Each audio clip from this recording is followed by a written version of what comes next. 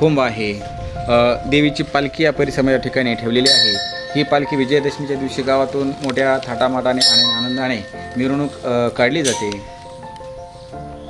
येणाऱ्या भावी भक्तांसाठी या ठिकाणी खूप प्राचीन काळी चिंचेचं झाड लावलेलं आहे।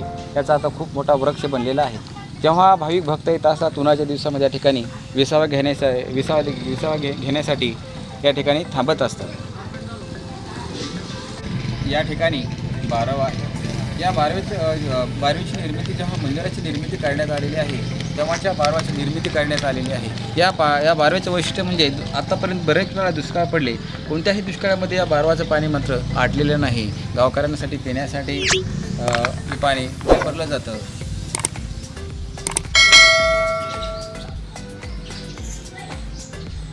या ठिकाणी या मंदिराच्या निर्मितीपासून ते आजतागायत देवीची सेवा करण्याचं काम चिंचोट येथील सपकाळ कुटुंबियाकडून केलं जातं।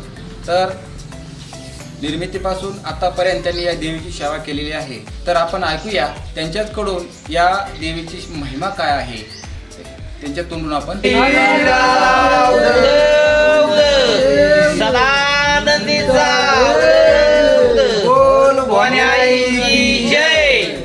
तर आपण ऐकूया त्यांच्याकडून देवीचा महिमा त्यांच्याकडून।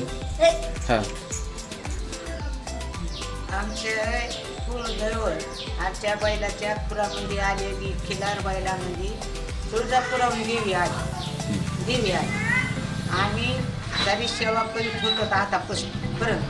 आणि आता मला 30 वर्ष झाले मी कोणाला दूध दिलेलं नाही, पण माझी देवी लय मोठं पावन होती। किती पिढ्यापासून तुम्ही इथे सेवा करतात? मी आता माझे माणसं गेलेले ते गेले। किती पिढ्या झाल्यात?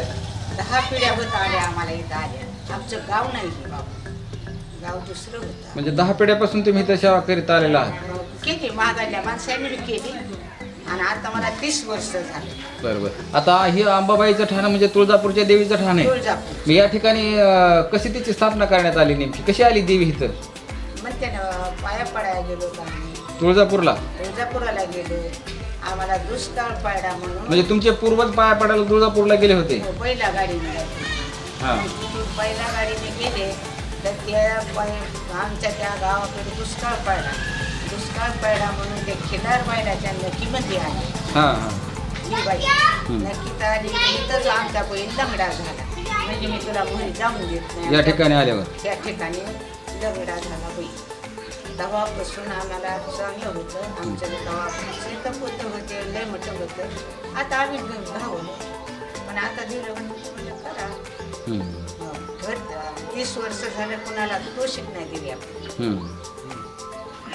म्हणजे एकदम मनोभावे सेवा आपल्या सकपाळ कुटुंबाकडून देवीची सेवा केली जाते। हो केली जाते। आपल्या देवीचं काही महिमा सांगा ना थोडक्यात आमच्या प्रेक्षकांसाठी।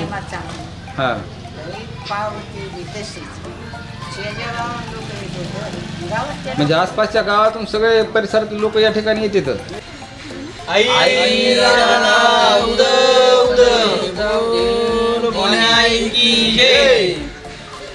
दर्शनासाठी गावातील काही भाविक भक्त या ठिकाणी आलेले आहेत। तर आपण त्यांच्याकडून देवीच्या काही गोष्टी आपण त्यांच्याकडून ऐकूया। संपूर्ण महाराष्ट्राचं कुळदैवत आई तुळजाभवानी मातेला साष्टांग दंडवत। आणि तुळजाभवानी मातेची आख्यायिका कथा सांगायची म्हटलं तर मूळ रामायणातली कथा आहे। तर पूर्वी काय की रावणाने सीता माता चोरून शने नेल्यानंतर प्रभू रामचंद्र असणारे ह्या संपूर्ण दंडकारण्य महाराष्ट्राचा प्रदेश सीतामातेचा शोध घेत हिंडत असताना प्रभू रामचंद्र तुळजापूर या ठिकाणी येतात। त्या ठिकाणी आल्यानंतर पार्वती मातेने भगवान शंकरांना एक प्रश्न विचारला की तुम्ही कोणत्या देवाचं स्मरण करता, ध्यान करता? त्यावेळेस प्रभू रामचंद्र म्हणतायत की मी भगवान शंकर म्हणतायत की मी प्रभू चंद्राचं स्मरण करत आहे, राम राम असा जप करत आहे।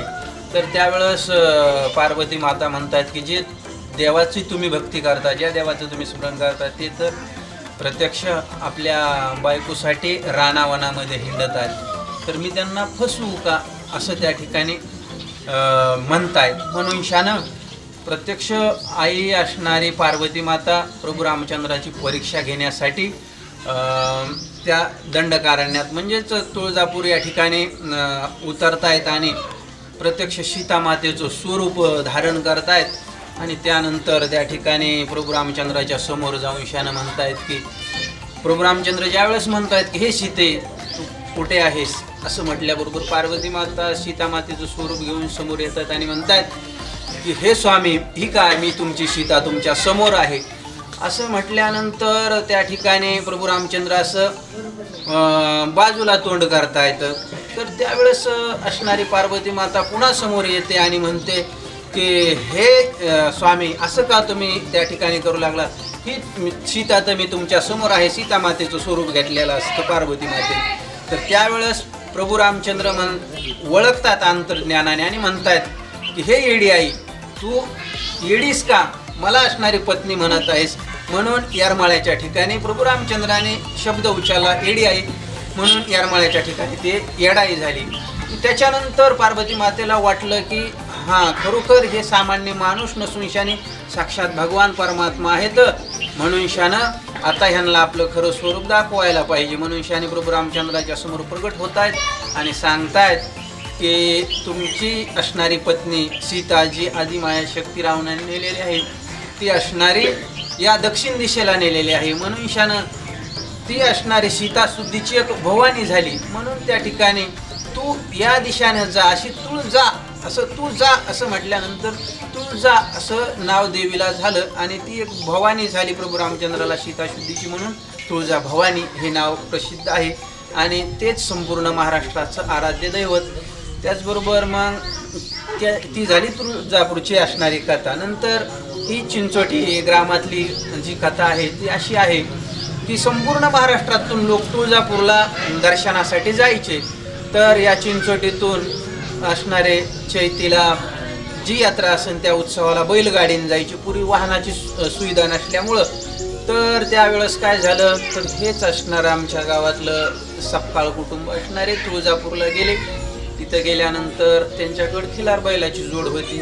दर्शन घेतलं यात्रा पूर्ण केली. परत येत असताना इथं गावात चिंचोडीपर्यंत बैलगाडी आली आणि इथंच बैल अचानक लंगडा झाला आणि मग विचारलं त्यावेळेस की नेमकं काय आहे हा प्रकार.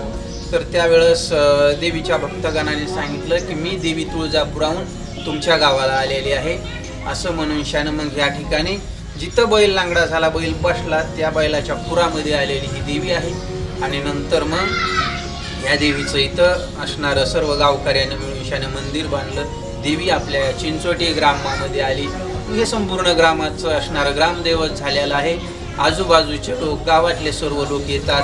दरवर्षी नवरात्रीमध्ये असणारा 9 दिवस उत्सव होत आहे. उपवास धरतात 9 दिवस.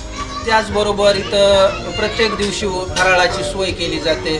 संपूर्ण गावकरी ग्रामस्थ मंडळी असणारे या देवीला असणारे चांगल्या प्रकारे भक्तिभावाने येतात दर्शन घेतात. विजयदशमीपर्यंत उत्सव चालतो आणि ही देवी असणारे सर्वांच्या हाकेला धावणारी नवसाला पावणारी अशी ही चिंचोटीची ग्रामदेवता आहे. धन्यवाद. तर मित्रांनो या मंदिराला भेट देण्यासाठी आणि देवीच्या दर्शनासाठी आपण अवश्य यावं एकदा भेट द्यावी. आणि मी शेवटी तुमचा निरोप घेतो. श्रीनिवास काकडेसह कॅमेरामॅन रामकुमार.